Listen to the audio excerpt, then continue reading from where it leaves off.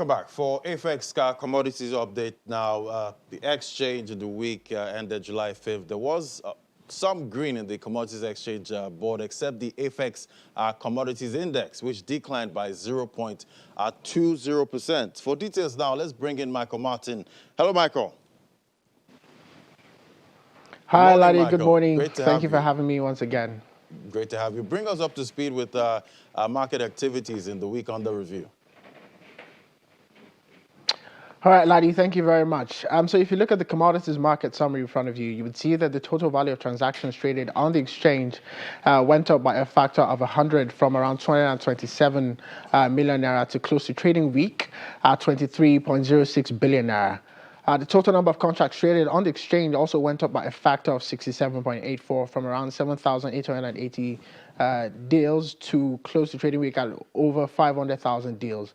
The number of deals executed on the exchange also went up by a factor of, by 8.57% from 35 deals to close the trading week at 38 deals. The AFEX Commodities Index is, however, down slightly by 0.20% from 471.88 to close the trading week at 470.94. The AFEX Export Index is, however, up by 2.38% from 171.77 to close the trading week at 175.86. With regards to the volume of contracts traded on the exchange, there was a general increase across board, with the biggest increase coming with maize, which traded up from 1,514 contracts last week to 311,000 contracts this week, and also from cocoa, which traded no volume last week, to trading over 206,000 contracts this week. And last but not least, we have sorghum, which traded 929 contracts last week and trading over 16,000 contracts in the week under consideration. With regards to the price changes on the exchange in the week, we saw the top gainers being cocoa, which gained 17.62% to close the trading week at 108 naira, 976 naira per contract, 976,000 rather per contract. And we also saw a slight increase in the price of sesame, which went up by 0.65% to close the trading week at 48,117 naira per contract. With regards to the red that we saw in the week under consideration, we saw sorghum fall by 27.51% to close the trading week at 17,452 naira per contract. Maize fell by 17.20% to close the trading week at 19,859 naira per contract. Ginger also fell by 12.97% to close the trading week at 96,650 naira per contract. Soybean also fell by 9.35% to close the trading week at 31,569 naira per contract. Paddy rice and cashew also fell by 7.30% and 2% respectively. And last but not least, with price, we have the fair trade exchange traded commodity, which fell by 4.42% to close the trading week at 13,892 naira per contract. So those are the price changes and the volume traded that we saw occur on the exchange in the week under consideration. So what are the biggest determinants of pricing on the exchange? Thank you very much, Jamezia, for that question. So usually when we're computing the final closing price for exchange for trades that occur on the exchange, we're usually taking into account two major types of trades. So first off would be the OTC transaction, which is over-the-counter transactions, and these are essentially physical transactions designed for delivery, and they usually occur at our warehouse level, and they occur at multiple locations, usually around the same time. And secondly would be the spot transactions that sort of occur on our tech platform, which is COMEX. So that would ideally be the biggest determinant of pricing of the closing price of commodities on the exchange. Secondly, would also be the logistics of moving that commodity from their source location to where they're ideally needed. So what we do on the exchange is that we normalize the prices of the trades that are executed on the exchange as per where you see the highest demand volume, which is ideally would be for Southwest for grains, and then for export, and then for export you see other locations too. So first off would be the trade, second of all would be the logistics. So ideally if you see a structural defect in logistics, that is in moving commodities from one place to another, that could also influence the pricing, the final closing price of commodities on the exchange. Lastly but not least would also be the open market price, which sort of serve as an indicative price for all the trades that are executed on the exchange. And this is more so important from a comparison standpoint, so the investors or other participants that are taking trades on the exchange can sort of compare where prices prices are and look to either take arbitrage if and when that opportunity presents itself.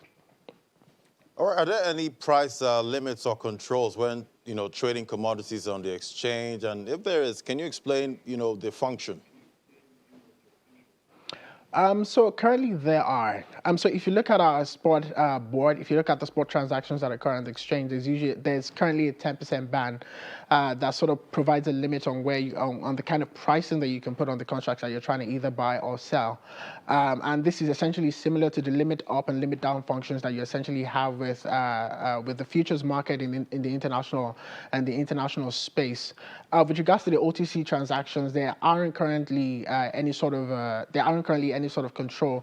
What you tend to see in the commodity space is that usually for trades that don't meet a particular threshold, say 10 or 20 metric tons, those trades would essentially not be recognized. But as regards to controls, those are essentially we currently only have controls for spot contracts. As regards to what their function is, I think it's pretty obvious, and I think it's essentially to provide to protect against market volatility, right? And I think it's incumbent for everybody to understand that when they're investing in the commodity space, we at the other hand are trying to control as much volatility as possible, because of course this is the commodity space and not the crypto space. So it's not essentially a get rich quick scheme. You're not going to get rich tomorrow, but you might get rich in 6 months. So we put those price controls there in order to help us control the volatility in the market. I don't want 6 months. I want 3 months at least. Okay, so tell me, what's the status quo with the agri-financing landscape, and what do you think the ideal should be? Wow, that's a very important question. So look, the status quo in the agricultural space is being that, first off, there has been limited financing. So if you look at the historical figures, right, the sectoral credit allocation to agriculture is usually ranged between about 4 to 5%. That's an extremely small number for a country who is trying to become food secure and who's trying to essentially encourage investment in the agricultural sector. The second issue, which is sort of what we have seen at the status quo, is the fact that we don't currently have systems and infrastructure that recognize assets that exist within the commodities space or the agricultural space by extension. So ideally, what you should have, right, in any sort of financing ecosystem is the fact that you ideally should have systems and infrastructure that recognize assets, right? So take, for example, the commodities landscape in comparison to the oil landscape, whereby people that have assets in that industry can essentially access collateral and other types of financing based off of either the amount of oil that they've already gotten out of the ground, or the one that they're about to drill out of the ground, right? So that kind of asset recognition doesn't currently exist, at least not in enviable measure. That kind of asset recognition doesn't currently exist within the commodity space. And what it does is this, right? When assets within the commodity space are recognized, it allows whatever player or whatever participant is currently involved in that transaction to use those assets as collateral for loans or other types of financing. I think that's about the biggest issue that you have. That should be in place, right? Another thing would also be for us to have more public and private partnerships, to sort of drive up that financing to at least double digits. So historically, the agricultural sector has sort of been seen to be the public space, and by public I mean the federal government. So a place where the federal government sort of plays, by providing subsidies and a lot of other strategic programs and all. But what we do need is a lot more private players participating across all the different parts of the value chain to sort of increase that credit that we allocate to the agricultural sector to at least double digits, as we see in other developing countries. But what structures allow us to achieve this ideal outcome? I think when you think about the commodities market, I think there are three major structures that ideally should be put in place. First off is knowledge. And when I say knowledge, I mean information asymmetry, right?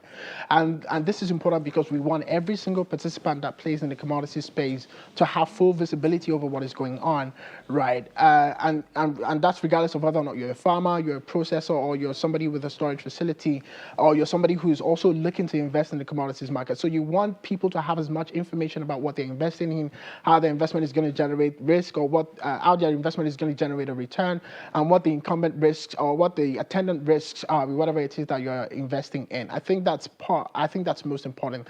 The second would also be technology, right?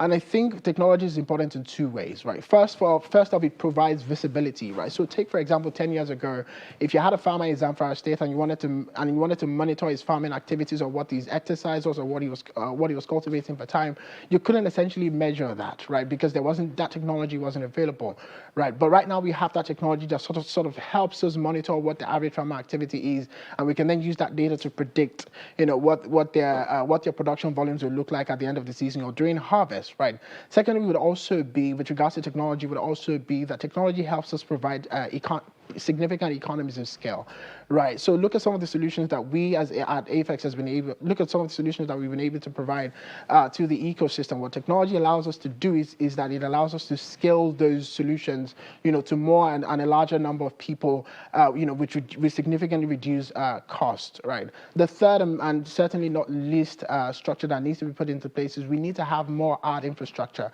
And I would just mention too here, we need more storage infrastructure to sort of propel more production volumes, because ideally what you would see in other countries is that you would have a storage capacity that is at least 75 to 80% of what the total national production volume is. But here in Nigeria, that number is usually closer to around 0.5 to 1%. Secondly, would also be transport networks, right? So you need better transport networks to sort of facilitate transactions from one place to another, providing ease for people that want to do business within that space. So those ideally would be the three structures that should be put in place. Okay, Michael, a quick one before we let you go. Why is it hard to get capital market invested in agriculture, and which instruments can agri-SMEs leverage on in raising capital? A quick one.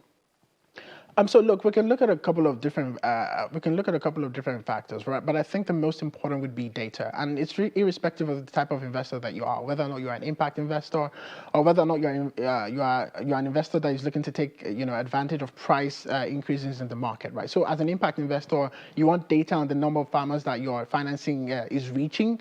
You want to know what that impact is on the farmer that you provided finance to, and a lot of other data points. And as an investor too, who's looking to take advantage of that price appreciation, you want to know, you need data to sort of assess what your risks are, and maybe most importantly to that type of investor, what your potential return could be, right? So I believe data would be the biggest issues with getting financing or capital into the agricultural sector. With regards to the type of financing that we currently have available to agri-SMEs, so it depends on the type of SME that you are. So if you're an SME with farmers under your network, we currently have the ASP program, which sort of provides inputs to agri-SMEs, which they can then distribute to their farmers. So it's a way by which we can empower agri-SMEs to essentially do the same thing that we do, right? So if you're an SME that is interested in international exports, or you have export products under your purview, you can take advantage of the trade finance note that we currently also have on the exchange. And if you're also lastly an agri-SME who is a processor, you can take advantage of the asset back, which is the ABCP, the asset back commercial paper program, which sort of helps you provide working capital financing over the course of your entire trade year. So those are some of the financial products that we currently have available for agri-SMEs that are looking to take advantage of the financing that we have available. All right, Michael, always great to talk to you. Well, you didn't give us your details, your website and all of that. So yes, if you want to get involved in the commodities market, you can always go to our website, which is www.afexnigeria.com. And if you also want to start trading commodities, you can download our app, which is available on iOS and Android. All right, Michael, always great to talk to you. Thank you so much. Thank you, Ladi, for your time. All right. All right, we'll take a moment now.